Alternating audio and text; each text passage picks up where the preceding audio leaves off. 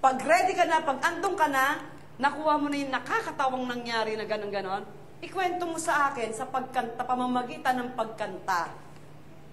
Kailangan sa pagkanta mo niyan, malalaman ko, mai-enjoy ko, makukuha ko yung funny incident na yon. Imbis na, alam mo, nung ano, kanina, nagmamadali kasi ako, nadulas ako yung balat ng saging. Imbis na yun ang maano ko, naglakad ka, okay, pumasok ka doon sa kwarto, okay, o kaya pumanik ka ng building nung ano, nung may crush ka doon, tapos ganyan, tapos may balat ng saging.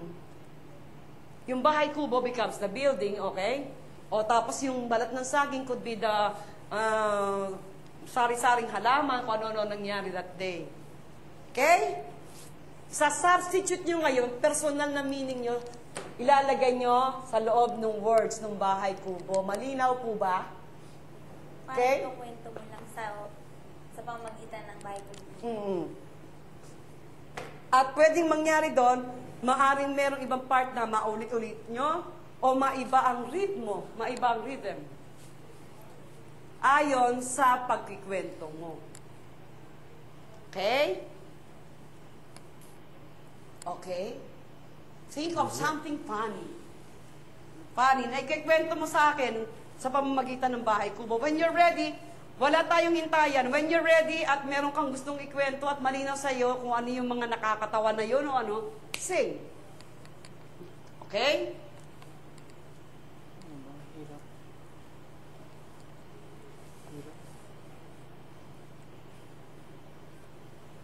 Or maybe you could look at each other. Find something funny with each other. Okay, tamo, yan pala. O, tignan mo, sige, focus ka dyan. Gamitin mo, available yan eh. Target pa rin ko eh. Available yan eh. No, sige, available stimulus, yan. Bahay ko. Ay, kakanta. Sige, sige, okay. And eye contact. Kakanta po? You may, ikaw at your own pace, kantahin mo yon. Kikwento mo sa kanya o kikwento mo sa amin. Okay. Saan? Ba't ako dito? You may stand up kasi if you wish to move it, para mas maging malinaw sa amin kung ano yung meaning ng mga halaman na yon. Okay? Salita lang po, di ba?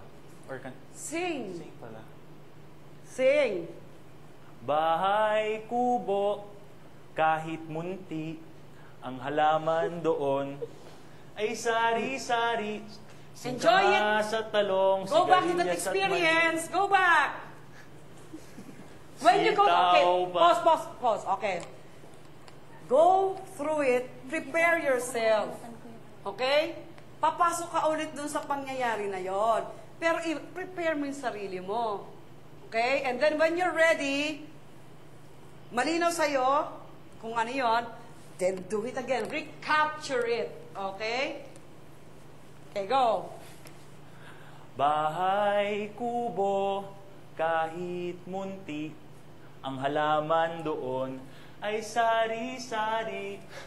Singkama sa talong, sigarilyas at mani. Sitaw, bataw, patani. Kuntol, patola, upot, kalabasa. Saka meron pang banus, mustasa, sibuyas, kamatis, bawang at luya. Sa paligid-ligid ay puno ng linga. Ikaw yun. Parang ikaw yun. Okay? You got it? Okay? Okay? But as you go through it, you enjoy it too. Kung ano. Okay? Okay. That's one. Okay, next, go! It has to be clear to you, ano yung feeling. Ang kailangan, ang mas maano natin, ilagay nyo yung feeling doon. Yung funny, what's so funny, enjoy it. While you're singing it, enjoy it. Tignan mo na nangyayari ulit ngayon. That's the secret of making things come alive again on stage. Diba? Here and now. So when you do it, the experience should be alive again. As in, you're smelling it, you're seeing it. Nararamdaman mo kung ano yung nangyayari. You have to go through it again.